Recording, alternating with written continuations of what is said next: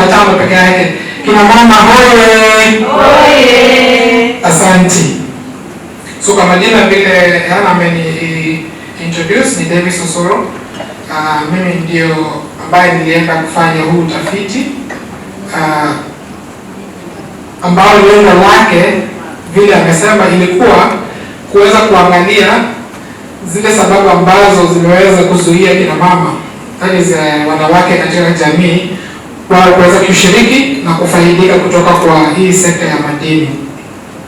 Na chanzo cha sisi kutoka kufanya huu utafiti ni kwa sababu kulikuwa na utafiti zingine ambazo zimeweza kufanyika, alafu imeweza kuonekana kuwa wanawake zile sehemu yao katika hii sekta imekuwa iko chini sana. Kwa hivyo kulikuwa na njia, tulikuwa tunataka kujiuliza kama kuna njia ambao wanawake wale ambao maybe wako na interest ya kuwekeza katika hii sekta, ni njia zipi ambazo wanaweza saidika na ni mambo gani ambayo yanawazuia. Tuliweza kuangazia sekta kaunti ya Turkana na Taita Taveta. Najua leo tulikuwa tukiangazia swala la utalii sana, lakini madini na ule kuweza kuwezesha kina mama ni njia moja ambayo pia inaweza kuwezesha jamii nzima. Kwa hivyo kuna zile lessons ambazo mtaweza kuziona kutoka kwa hii utafiti ambao tulifanya, ambazo zinaweza pia kuziangalia maybe na kucompare na hapa Kwale, hasa kwa wale ambao wanatoka maybe kule Msambweni, wale ambao wameweza kuwa na uhusiano na base stadium. Kuna zile shida ambazo maybe mnaweza kuziona. Kina mama wengi ambao maybe tunaweza kuongea na hao kwa kaunti zote. Mimi mwenyewe nimeweza kutembea hii nchi, nimekutana na vikundi za kina mama kila mahali, vikundi za kina mama ambao wanajihusisha na mambo ya madini, aidha kama wachimbaji wa madini ama wale ambao wanaweza kupata maybe ajira ama supplies kwa kampuni kubwa. Kwa hivyo tunaangazia Turkana na Taita Taveta. Tukiendelea kungojea mtambo uanze kufanya kazi, maybe just kurudisha shukrani kwa umma kwa kuweza kuandaa hili kongamano. Vile inaweza sema hapo awali ni kwamba Kwale inafaa kuwa ile county ambayo inaandaa kongamano la mining sector in the country, kwa sababu ni hapa ambapo hata wakati tuko kule nje, wakati tuko Uganda, tuko Marekani, wakati tunasema tuko na sekta ya madini, inakuwa tu kwa kishoto tunajua tunaongelea mambo ya Kwale. Kwa hiyo asante sana, tunatarajia kongamano hili zitaendelea kukua, litakuwa kubwa, liweze kuita watu wengi kutoka nchi zingine. Unaweza shangaa sana ukijua yale madini ambayo hii nchi iko nayo. Niliweza kwenda Kitui siku moja, na wakati nilikuwa nakuwa na mjadiliano na afisa wa kaunti wa mambo ya madini, akanionyesha list ya zile madini ambazo ziko kwa ile kaunti. Nikashangaa sana, hata madini zingine ambazo nilikuwa sijawahi kusikia na mimi kufanya kazi kwa hii sekta. Kwa hivyo ukiangalia nchi nzima kuna ile potential kubwa sana ambayo ipo, na tunataka kuangalia kina mama ikiwa wataweza kusaidiwa. Na hii usaidizi unaweza toka kwa sehemu tofauti. Inaweza toka kwa serikali, inaweza toka kwa mashirika za kibinafsi, inaweza toka kwa mashirika ya kijamii kama AWEIK, na inataka tu ushirikiano kwa hizi mashirika zote, ndio tuweze kuinua ile sehemu ya mama katika jamii na sehemu ya kina mama wale ambao wako na interest ya participate in the mining sector. So mtanilia radhi, nitajaribu kuchanganya Kiswahili na Kizungu ndio maybe niweze ile message ambayo ninataka kuwapea leo iweze kufikia kila mtu. So the title of this particular research was Mining in the Value Chain. The women's role in the mining value chain. That is looking at the landscape, review of the barriers to women's economic empowerment. And we begin by just looking at the historical place of the mining sector in the country. We know that there are certain areas in the country where the mining sector is quite active. In Kwale area, we have artisanal mining in quite a number of places in the country, but mainly in Taita Taveta, Migori, Kakamega, and other parts of the country like Turkana, Samburu a little bit, Kitui, and I learned that even some parts of Kwale also are doing some bit of artisanal mining. The sector is contributing very little to the economy. Mchango wa sekta ya madini uko bado mdogo sana. Ndio maana saa zingine unaangalia na unajua kuna afisa wa serikali hapa, lakini mara nyingine unapata serikali haipei ile importance.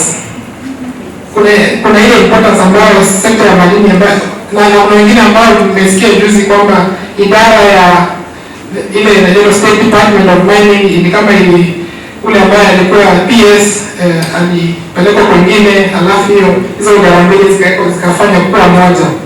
Kwa hivyo hiyo ni moja tu ya wale ambao sisi tunaangalia hii sector, tunasema kuna mambo mengi ambayo serikali inafaa kufanya ndio hii sector iweze kukua. Na aswa kuna yale kuna zile vitu mingi ambazo jamii zinaweza kufaidika kutoka kwa hii sekta. Kikazi, kuna zile pesa ambazo kampuni zinalipa kama royalty kwa communities na kwa government, na kuna zile ujuzi ambazo wale ambao wameweza kufanya kazi kwa hizi kampuni wanaweza kupata, na hii ujuzi unaweza saidia hata after baada ya migodi kufungwa. Kuna zile ujuzi ambazo wanaweza kuzitumia kwa sekta zingine. Na kwa upande mwingine hii sekta iko na madhara yake, na madhara yake ni mengi, tutazungumzia, lakini I think kwa mara nyingi mmesikia kuna madhara ya sekta, na wale ambao wako kule Msambweni wameona yale madhara ambayo yanaweza fanyika hata kwa maji, miti, mimea. So swali ambalo tunajiuliza tukianza ni wanawake wanahusishwa kiasi gani, na shida gani ambazo zinawafanya wasiweze kuhusishwa kikamilifu? Tunajua kwamba wanawake wako karibu nusu kwa nusu na wanaume.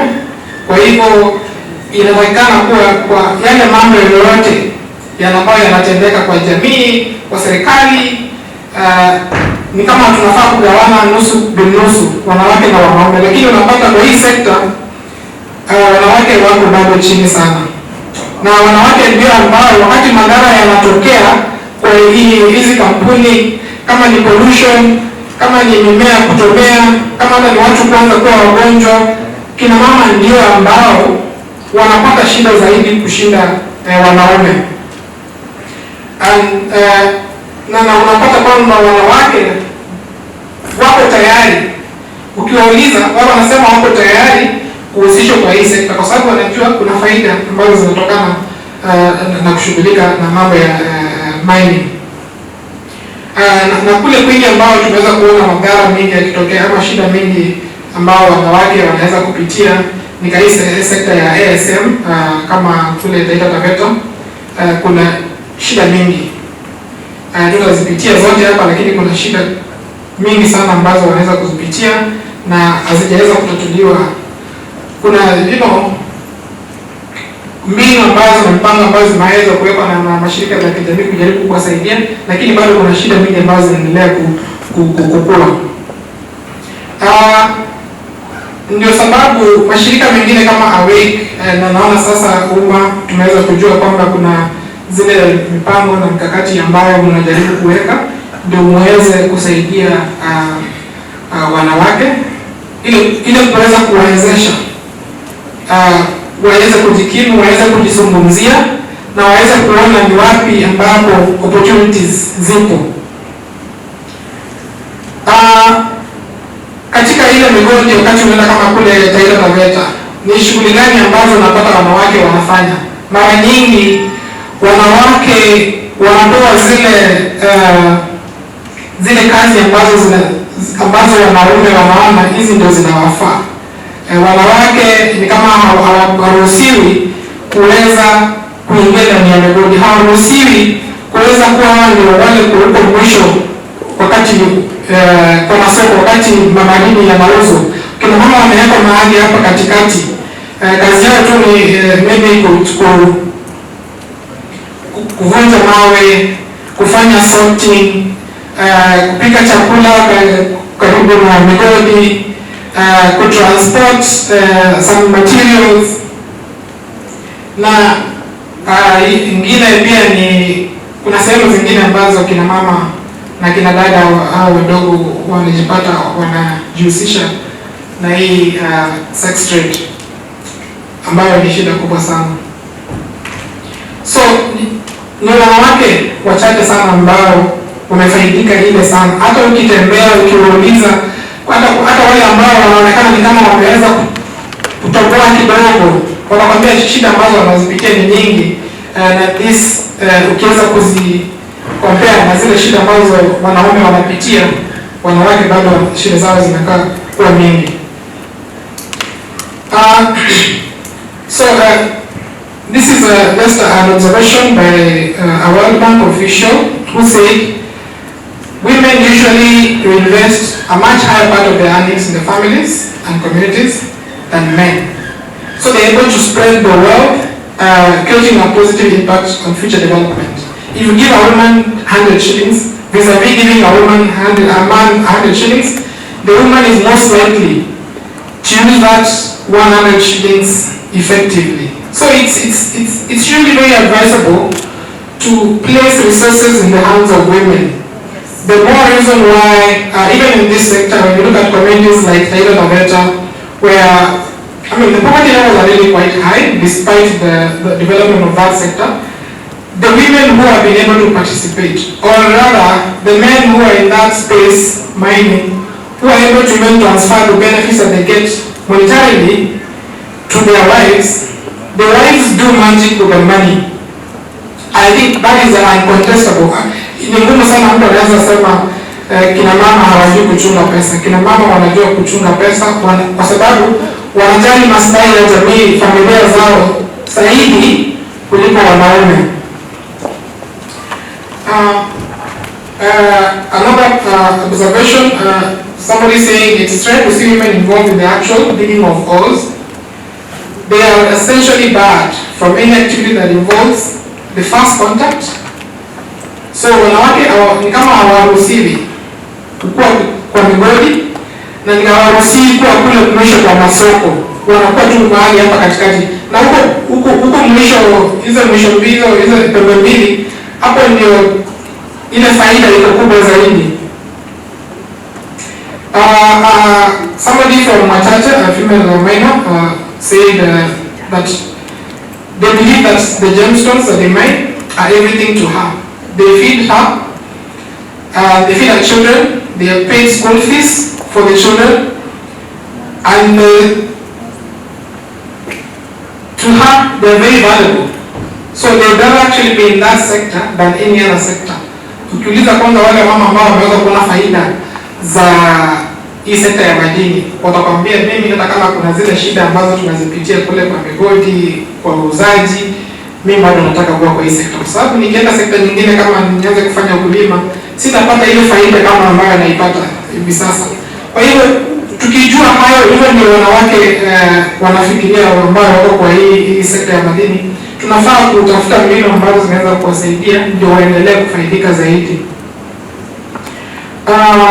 So lengo kuu vile tulisema ni kuweza kuelewa shida ambazo wanawake wanapitia na vile tunaweza tatuliwa. Na huu kutatuliwa kutatoka kwa kina mama wenyewe na sehemu zingine. Ndio sababu tunakwenda tunasema suluhu inatoka kwa nyinyi wenyewe ambao mko na hizo shida.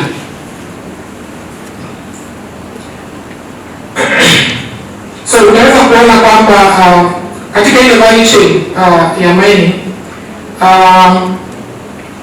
wanawake sana sana wanapatikana hapa katikati kwa processing na beneficiation. Ukiangalia hii diagram nzuri utaona kwamba kule mwanzo prospecting and exploration kwa mining, kwa processing, beneficiation and marketing, wanawake wanapatikana sana sana katika hii sehemu ya processing. Tuliweza kuangazia sekta ya kule Turkana na tukaona kwamba sana sana kina mama wanahusishwa kwa mambo ya supplies kwa kampuni ya mafuta huku kule na waliweza kuhamasishwa, waliweza kuhusishwa kwa sababu walipiga ile kelele. It was not actually very easy for them to participate because initially the leadership, the men in the society, the business community, there were so many interests that were barring the women from participating.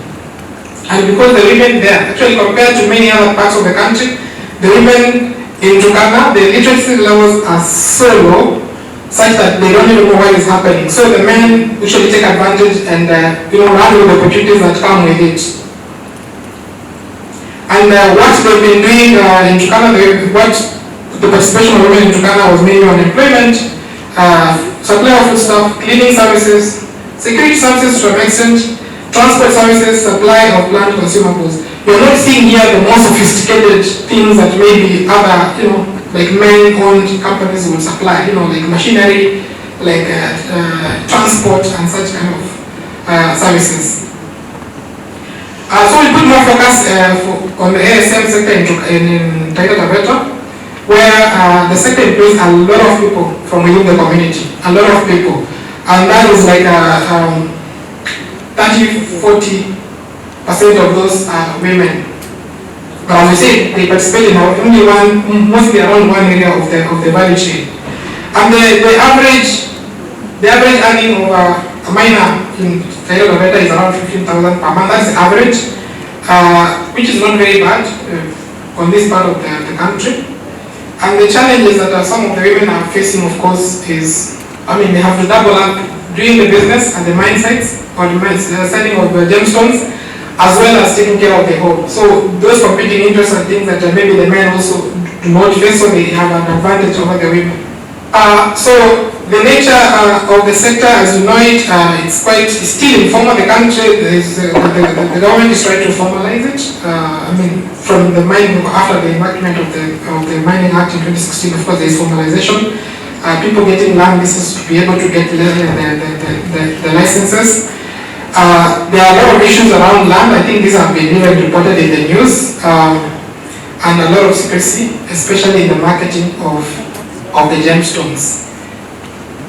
So in this secrecy of the gemstones, women find themselves in that space and they are not able to really do much.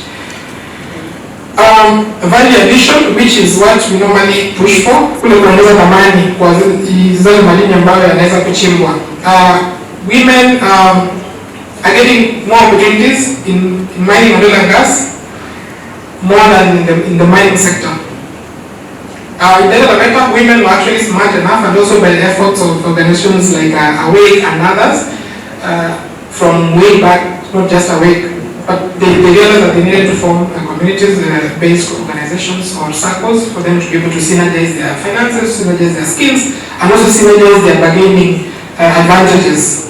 So you'll find that almost everybody in Taita Taveta, most women have actually formed themselves into groups, which is a good thing. As the center that was being set up in Voi is still yet to be operational, but it's a step in the right direction in terms of ensuring that women actually get benefit for the minerals that they're able to mine. Market access, this has been the biggest challenge yet, because much of what is mined in this country in the ASM sector, it's only a very small percentage of it that is actually reported and goes through the formal system. Much of it is smuggled out, so even the selling, the value that the women will get from the minerals is not really, cannot be ascertained. And even just getting the license, it's difficult for somebody to get as much as 350,000 to be able to get an export license and also benefit in that way. So and women basically have very limited skills, which is some of the things that organizations are trying to push for. The county government tried a bit. They have employed gemologists to be able to train women on how to understand gemstones, which might help them to be able to value their own minerals before they sell them. So an initiative between the Government and Summer Mining Association and Africa Social Finance Center is one of an example that we need to actually sort of push for. They are coming together to source for markets, have like a systematic way of looking for a market for the gemstones instead of going through the long range of middlemen. Skills that we found to be there, I mean, the schools are still very low. They don't have tools. They are doing things barehand. People are in their flip-flops, such as slippers in the mine sites. And I mean, even getting information on things to do and how to do it, you can access right now. If you have a mobile phone, you can access Google. Most women might not have that access because you need like a smartphone or a computer to be able to access the internet, so it becomes such a challenge.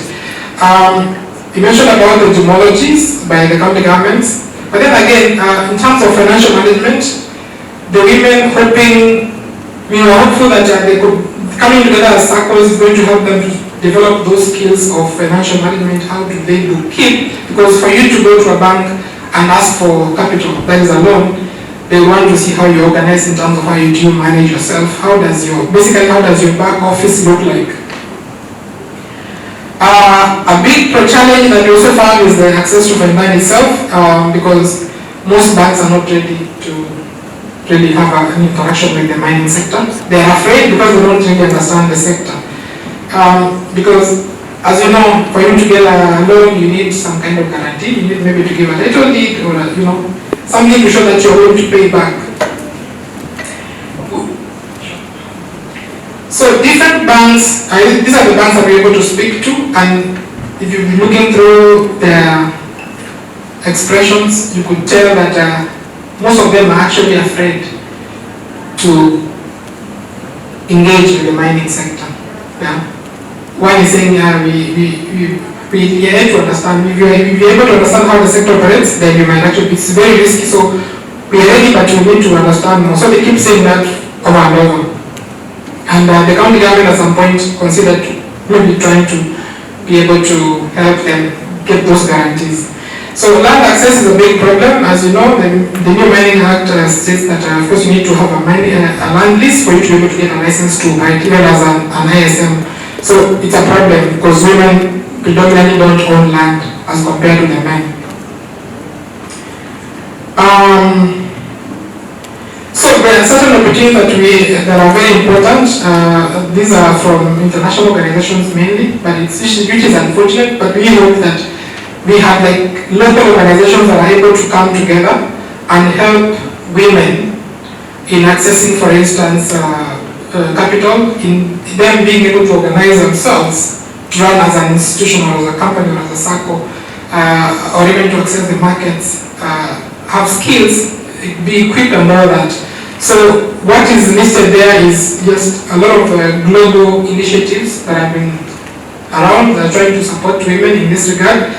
But we don't have like local organizations, local like Safaricom, for instance, AMA KCB, AMA Kenya Breweries, which can actually help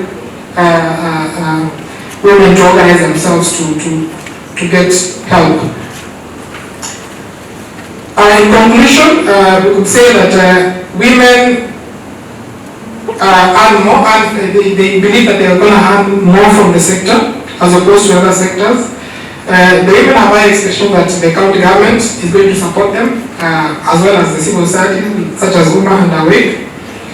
The women are ready to obtain capital. They want loans, but they cannot really access it. They want to access the markets, just like what they hear about. And then we hope that strategic partnerships amongst organizations, both local and international, if they came together, they should be able to help these women. So in terms of yale mapendekezo ambayo tuliweza kuwa nayo for government, Of course, the women miners needs to be trained.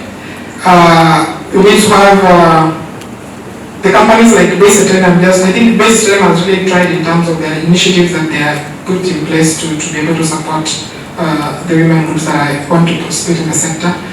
Marketing channels need to be formalized and open and honest. We spoke about, I think this you might, maybe when you have a discussion, just talk about the revolving fund for women to be able to access. I think that is very important. Other government departments like LMSEA, which should be able to help locals, especially women groups and women who want to participate in the sector, to have skills on value addition for the minerals. For the companies, they have gender inclusive procurement policies, but they may not really fully implement them. That's what we found.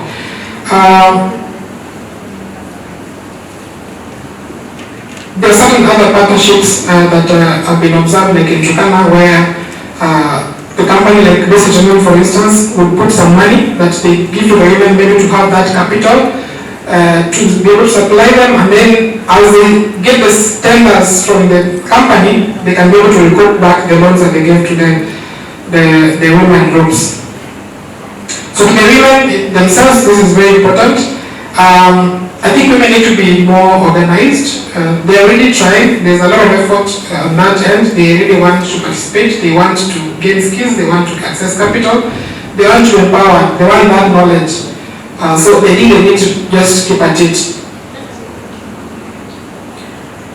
For the civil society, this is us. I think what is listed there is quite a number of things that everybody has been doing, but I think what we need to do more is just a smarter way of doing it, assess what has been done, change areas that need to be changed in terms of how you deliver the services, because a lot is done. The civil society does a lot of work across the country, across sectors, but sometimes it's how you do it that would translate to effective results, the impact that you're talking about. So the development partners, they continue to support the sector, but they just need to be more innovative. As I mentioned earlier, there are certain programs that can be structured that can actually be more effective in terms of supporting these women as they participate in the sector. I wouldn't mention this, but I think there's much more that needs to be done in terms of understanding the role of the woman in the mining sector. We don't even know the skills that they have. We don't know the extent to which they are participating. But this needs to be done. And then again, on the market side,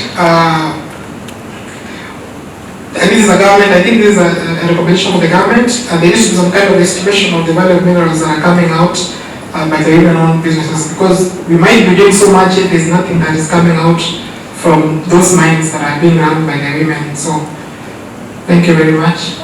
Yeah. Sorry, I think the time was very short. I could have gone deeper into this, but I believe as the discussion evolves, there's a chance for even me to jump in.